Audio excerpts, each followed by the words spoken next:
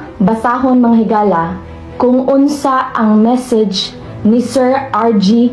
Galan. Taas-taas ra ba ni siya, pero ato ang tagsa-tagsaon. Okay? Mao ni ang iyahang message. There was no law under the Duterte administration that explicitly allowed the killing of criminals.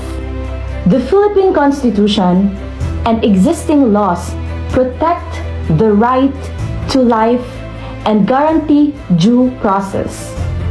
However, Duterte administration implemented a violent war on drugs, which resulted in thousands of deaths, many of which considered extrajudicial killing. Sir, OA ra kaayo or exagger ra kaayo imong statement.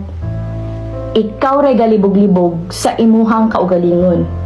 You said there is no law.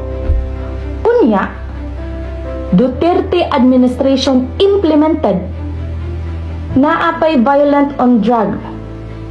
War gani, sir.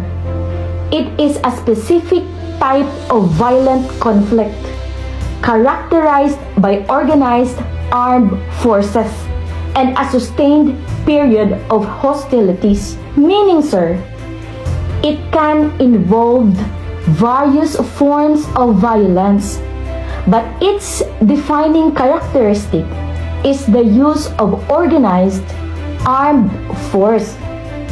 So violence, sir, is just a broader term, while war is a specific type of violence. Imuharang gilidandan, sir. O era kayo. Klaruha ka na imuhang kuan, sir. Imuhang chat GPT. Peace. Pinaingon pa ka, sir, which resulted in thousands of death. Naa baday war, sir, nga usara ang mamatay. War gani, sir, is usually a prolonged conflict. Hinutdanay gina siya, sir. Naingon pa ka, many of which were considered extrajudicial killings. Sir, it's not extrajudicial killings. Ilahara ng term, no? Kaysa war, sir, naagyud na'y mapagan. Parihagod anang magsinukmagay, sir. Ug musuway ka og uwang, pagan gyud ka. Maigo sa gyud ka. Sama sa ako ang gi-example last time, na kung itry ti kag pusilon, no? Itry ti kag pusilon, kung naay tao sa imong luyo, unya nilapos ang bala, igo ang walay labot. Ngano man, sir, nga ang war ni occur man siya sa Bible. In the Old Testament, sir, God is portrayed as sometimes commanding war, often as a means of punishing evil or protecting His people. Ang gibuhat ni President Duterte, sir, he is just protecting the lives of the people, no? Ang mga tarong nga tao. The Bible emphasizes, sir, that war is a consequence of human sin and conflict. Pero, sir, gi-acknowledge sa Bible ang suffering caused by war, no? Even for those who are not directly involved, katong mga innocent, and offers hope for a future where peace and justice will prevail. Atong hagpat-hagpaton mga higala ang legal framework on law enforcement and use of force nga gilatag ni Sir RG. Una, niingon siya, the Philippine Constitution on 1987, Article 3, Section 1, no person shall be deprived of life, liberty, or property without due process of law. Article 3, Section 14, no person shall be held to answer for a criminal offense without the due process of law. Sir, while this article ensures due process, sir, it is also consistent with biblical principles of justice that highlights the need to protect society from wrongdoers, which sometimes may require strong measures. The Bible, sir, does acknowledge the necessity of justice and supports authorities in their duty to uphold the law, sir, even when that involves taking lives under specific circumstances.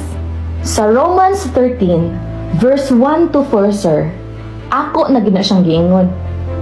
Let everyone be subject to the governing authorities, for there is no authority except that which God has established. The authorities that exist have been established by God. Consequently, whosoever rebels, kinsay mo rebelde, against the authority is rebelling against what God has established. No? Kung nirebelde ka sa authority, nirebelde pud ka sa Ginoo. And those who do so will bring judgment on themselves. For rulers hold no terror for those who do right, but for those who do wrong. Do you want to be free from fear of the one in authority? Then do what is right, and you will be commended. For the one in authority is God's servant for your good. But if you do wrong, be afraid, for rulers do not bear the sword for no reason. They are God's servants, agents of wrath, to bring punishment on the wrongdoers. Tiwas sa ginagbasa, sir. Nag-highlight siya sa role of the government and authority in punishing wrongdoers. Duterte's policy, sir, particularly in terms of law enforcement and the war on drugs, can be defended as fulfilling the role of government authorities established by God to protect society and bring justice to those who do evil. The sword, sir, metaphor na siya, refers to the power to execute justice, including the use of force, sir, when necessary. Sa Proverbs 28, verse 15, sir, nag-ingon, as a roaring lion and a raging bear, so is a wicked ruler over the poor people. Suko kay Duterte, sir. Sa Bisaya pa, maingon sa usa ka leyon nga nangangulog, ug sa usa ka uso nga nagasarasay. Ingon ni ana ang usa ka daotan nga punuan ibabaw sa usa ka kabus nga katawhan. Nagstorya ni siya, sir, ang iyahang concept of justice and boldness in confronting evil, sir. Under Duterte, sir, the war on drugs was meant to stand as a bold stance against drug-related crime, aimed at protecting society from the ravages of addiction and criminality. Sa Proverbs 28, verse 18, sir, nag-ingon dito, bisan kinsa nga nagalakat sa katarong paggagawason, apan kadtong sukwahi sa iyang mga dalan, mahulog sa walaylangan. Mao na, sir, during Duterte's time, ang tanan nga tarong, sir, naglabig yun nga wala namatay. Pero, sir, kung sukwahi ka sa gobyerno, mauna o gahi gid ka, patay ka. Kay nigamit man ka, wala man ka nituman sa balaod, ug naa man kas listahan. Nasabtan ra ang punto, sir, sa una nimo. Basahon nato ang ikaduha ni Sir RG. Ingon siya, Revised Penal Code, RPC, killing a person without legal justification is punishable under homicide or murder charges. law enforcement officers are allowed to use force only when necessary and proportional under specific conditions. Mao gani, sir, nga ang Bible strongly condemns unjust killing. Pero, sir, it also allows for justified use of force in specific situations. In the context of the revised penal code, sir, we can argue that the law should allow for justifiable killing, self-defense, kanang law enforcement, no? Which is in line with biblical teaching, sir. Sa Exodus 22, sir, 2:3, nag-ingon dito, if a thief is caught breaking in and is struck so that he dies, the defender is not guilty of bloodshed, but if it happens after sunrise, the defender is guilty of bloodshed. Ako ang binisayon, sir. Kung ang kawatan hikaplagan nga nagaguba aron makasulod sa usa ka balay ug masamaran sa pagkaagi nga mamatay siya, walay pagapakasad-on sa dugo tungod kaniya. Sa 4, sir, kung hikaplagan nga buhi ang kinawat sa iyang kamot, magabayad siya sa pilo. Mao na, sir, during sa operation sa mga pulis ug wala gani ni sukol, sir, pusas raman, wala man siya gipatay. Unsa giingon sa 4, magabayad siya sa pilo. Mao na siya ang wala misukol during drug on war, gipriso sa prisuhan, sir. Ang Exodus 22, 2:3, sir, nag-indicate na siya that justifiable killing such as self-defense, sir, is allowed in specific circumstances as long as it is in protection of oneself or others, no? So in a similar way, law enforcement can be justified in using deadly force if they are in a life-threatening situation and respond proportionally to that threat. Mao na siya, mupabuto gani ka, pabuto po ng pulis. Alangan namang magpaigo lang sila. Sa Luke 22, verse 36, sir, niingon didto, og siya miingon kanila, apan karon, siya nga may puyo padad-a siya niini, og puntil usab, og siya nga walay espada, ipabaligya kaniya ang iyang kupo, og magpalit siyag espada. So, ang Ginoo ng tumura, sir, nag-imply siya that sometimes self-defense is necessary and authorities may need to use force to protect the safety of citizens, especially, sir, when faced with violence, no? So the use of force in law enforcement could therefore be justified if it is proportional to the threat. Nakuha ra nimo, sir. Sa ikatulo niya nga message, nag-ingon siya, the Comprehensive Dangerous Drugs Act of 2002, Republic Act 9165. This law strictly regulates illegal drugs but does not authorize extrajudicial killings. Sir, while the Bible does not directly address the drug abuser, it consistently warns against behaviors that lead to self-destruction and harm to others. So, ang war on drugs can be defended from a biblical standpoint, sir, as a means of protecting society from the harm caused by drugs, which often leads to violence, sir. Family breakdowns, no? Violence, grabe kayo mo ng daghang nangamatay, sir. Gipang rape, gipamatay, family breakdowns, nigamit ang imuhang igsuon o kinsay nigamit sa inyong pamilya, pirting guula sa inyong pamilya, and social instability. Mo na siya, sir, bisan asa ka maglakaw, makuyawan ka, kay ngano na may addict. It's either ikaw ang makapatay niya kay ni self-defense ka, or siya'y makapatay nimo kay gi-rape ka. or gidunggab lang kaskilid o pinakalit.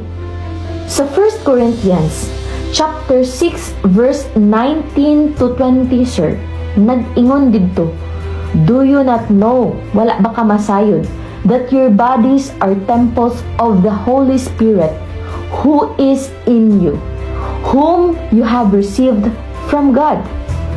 You are not your own. You were bought at a price, no? Therefore, honor God with your bodies.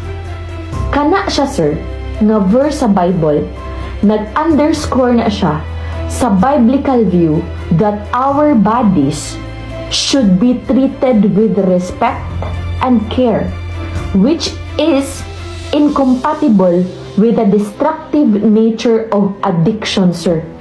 So the Comprehensive Dangerous Act, Drug Act, seeks to protect individuals from drug abuse, sir, aligning with the biblical principle of treating one's body as a temple.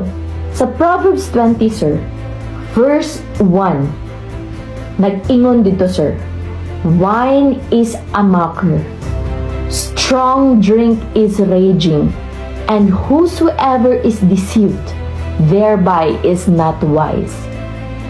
Kana siya nga verse, sir, nag-direct na siya. It is a direct condemnation of substances that can enslave people and lead them into self-destructive behavior, sir.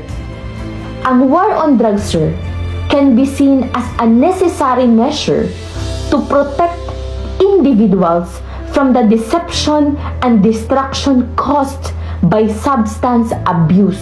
Unya, sir, suko man kayo si Duterte, sir. According sa Proverbs chapter 20, verse 2, sir, ingon dito, the fear of a king is as the roaring of a lion. Whoso provoketh him to anger sinneth against his own soul. Sa Bisaya pa, sir, ang pagkamakalilisang sa usa ka hari, ingon sa pagngulog sa usa ka leon, suko kay siya, sama siya sa usa ka leon, kadtong magahagit kaniya. Oh, wa man naminaw. Wa man naminaw. Nag-warning naman siya daan. No? Sa pagpakasuko, magapakasala batok sa iyang kaugalingong kinabuhi mo nang patay sila, sir. Kaya nga naman, wala maminaw sa warning. Nasabtan ra, sir. Sa ikaupat nga bahin, niingon siya, rules on justifiable killings, self-defense, and law enforcement. The police can use deadly force only under justifiable circumstances, such as self-defense or when arresting a violent suspect who poses a direct threat. Ang Bible, sir, nagtudlo nga ang authorities are given the power to act in defense of the innocent and to punish evildoers, which justifies the use of force in certain situations, sir, such as self-defense or when facing violent criminals. Ang Romans 13 verse 4, sir, giingon ang tagigsigi na gitagbalik-balik ani, for the one in authority is God's servant for your good. But if you do wrong, be afraid, for rulers do not bear the sword for no reason. They are God's servants, agents of wrath, to bring punishment on the wrongdoer. Kana siya, sir, nagbalik-balik na lang dito aning napita, no? Nag-emphasize laga na siya that authorities are empowered by God to enforce justice, sir. And the sword, sir, ang sword, metaphorically represents the use of force against evildoers, sir. Nag-align na siya with Duterte's policies of enforcing law and order, sir, which sometimes involves the use of deadly force to protect lagi, sir, the society. Sa Proverbs 28 verse 1, sir, nag-ingon dito, the wicked flee when no man pursueth, but the righteous are bold as a lion.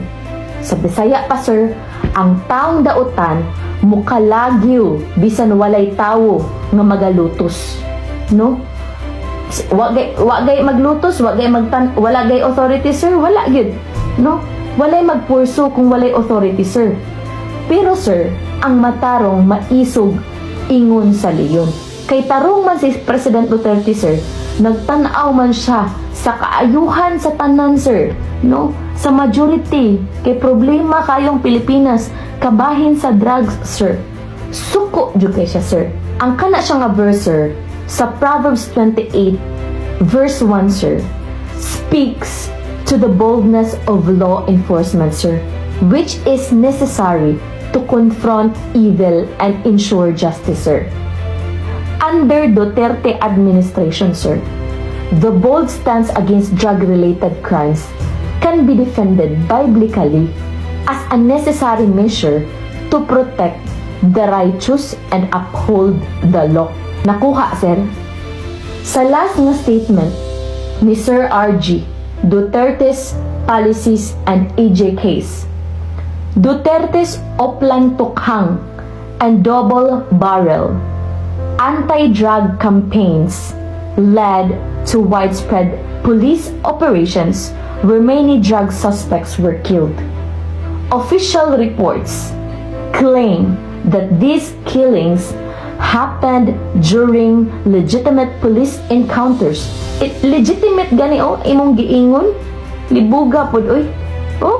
Legitimate police encounters, but human rights groups, kanig yung human rights, kung hugaw na gani ang kalibutan mga higala, hugaw na kaayog yun, di na mabangbang ang droga.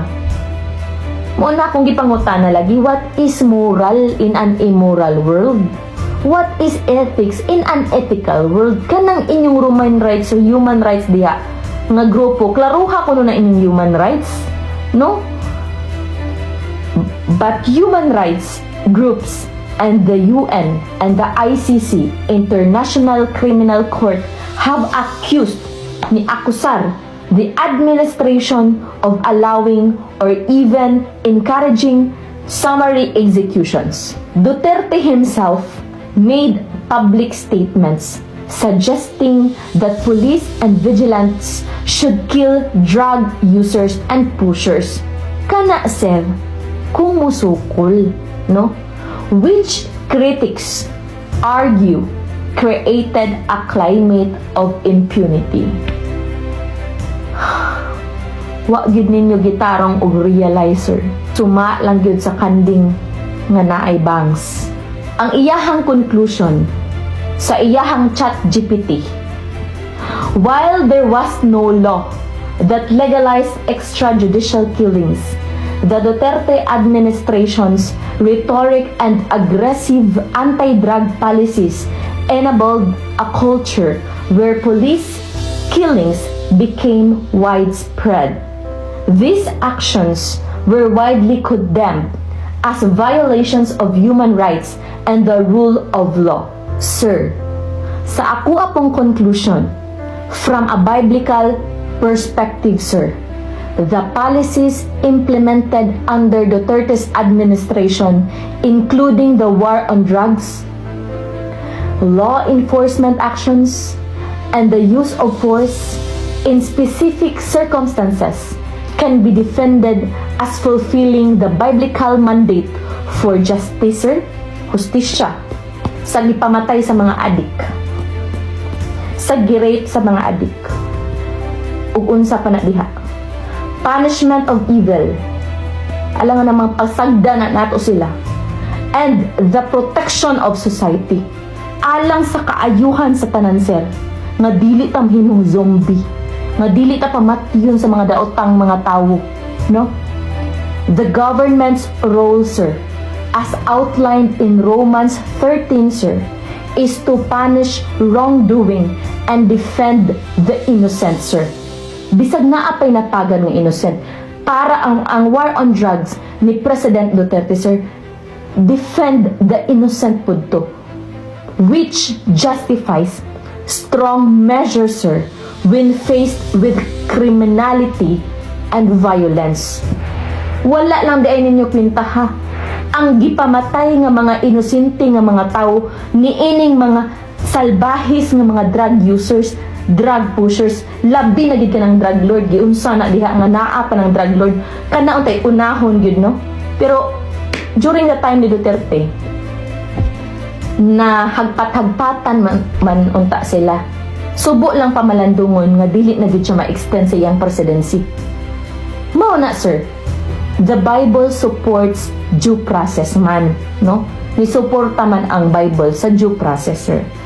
But it is also acknowledged that authorities, sir, must act to defend society from harm, sir. The use of force in self-defense or when confronting violent criminals, sir, is biblically allowed. And the war on drugs, sir, can be seen as a necessary response kay sobra na kay itong nahitab, sobra na kay itong panahon ni Duterte. No? Munang limpyuhan gid, sir. It is a necessary response to the destruction caused by substance abuse, sir. Abuso na siya, sir. No? Aligning with biblical principles of protection, sir.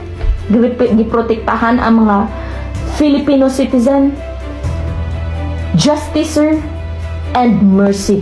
Na ay kaluoy si President Duterte during his time, sir. Baliko na ko, giwarningan ang tanan, sir. Pero wala maminaw. Mao na, sir, akong last nga sentence nga isulti nimo. Sir, my God, I hate drugs. Kuha nimo. Daghang salamat.